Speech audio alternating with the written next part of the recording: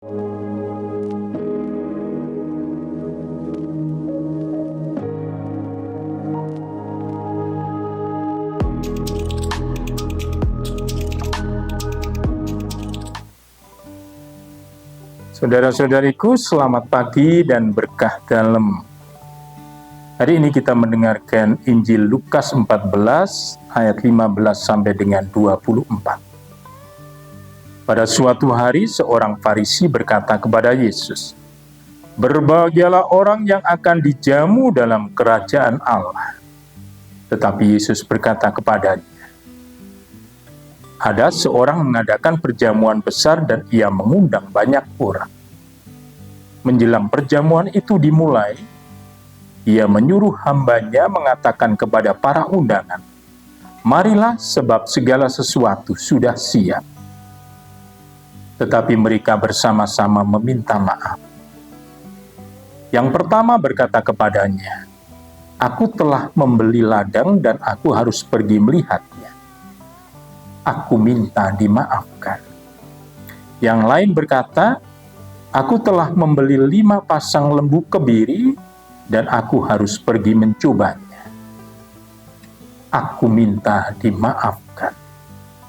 Yang lain lagi berkata, 'Aku baru kawin dan karena itu aku tidak dapat datang.' Maka kembalilah hamba itu dan menyampaikan semuanya itu kepada tuannya. Lalu murkalah tuan rumah itu dan pergi berkata kepada hambanya, 'Pergilah dengan segera ke segala jalan dan lorong dan bawalah kemari orang-orang miskin dan orang-orang cacat dan orang-orang buta dan orang-orang lumpuh.' Kemudian hamba itu melaporkan, 'Tuan, apa yang Tuan perintahkan itu sudah dilaksanakan, tetapi sekalipun demikian masih ada tempat.' Lalu kata tuan itu kepada hambanya, 'Pergilah ke semua jalan dan lintasan, dan paksalah orang-orang yang ada di situ masuk, karena rumahku harus penuh. Sebab aku berkata kepadamu, tidak ada seorang pun dari orang-orang yang telah diundang itu akan menikmati jamuanku.'" Saudara-saudariku, hari ini Selasa Pekan Biasa ke-31 tahun A1. Dalam Injil Lukas tadi, Yesus menyampaikan perumpamaan tentang para undangan yang berdalih untuk menolak perjamuan Allah. Kisah yang sama dalam Injil Matius disebut perjamuan perkawinan anak seorang raja. Matius 22 ayat 2. Dalam perikop Injil hari ini, Lukas membuka kisah Injilnya dengan pernyataan seorang Farisi. Berbahagialah orang yang akan dijamu dalam kerajaan Allah. Dan menutupnya dengan jawaban Yesus, tidak ada seorang pun dari orang-orang yang telah diundang itu akan menikmati jamuanku. Secara keseluruhan, isi perikop Injil tersebut adalah suatu peringatan keras terhadap penolakan bangsa Yahudi, khususnya para pemimpinnya, terhadap undangan perjamuan Allah.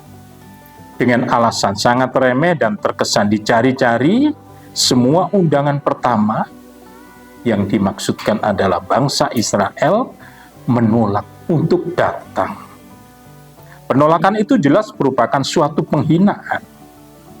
Dikisahkan bahwa sebagai tuan rumah, Allah murka. Penolakan itu membuat Allah mengalihkan undangannya kepada bangsa-bangsa lain, bangsa-bangsa non-Yahudi. Dalam kitab Wahyu, perjamuan yang diadakan Allah disebut sebagai hari perkawinan anak domba.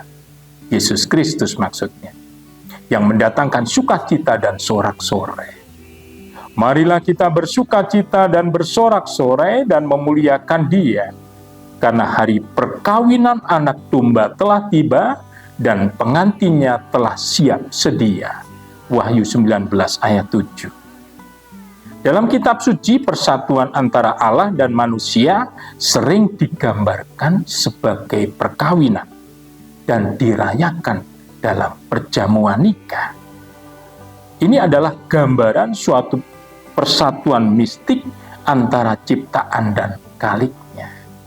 Dalam spiritualitas Kristiani, persatuan antara Allah dan manusia biasa disebut mistik, seperti yang dinyatakan dalam tulisan-tulisan Santo Yohanes Salib dan Teresa Avila.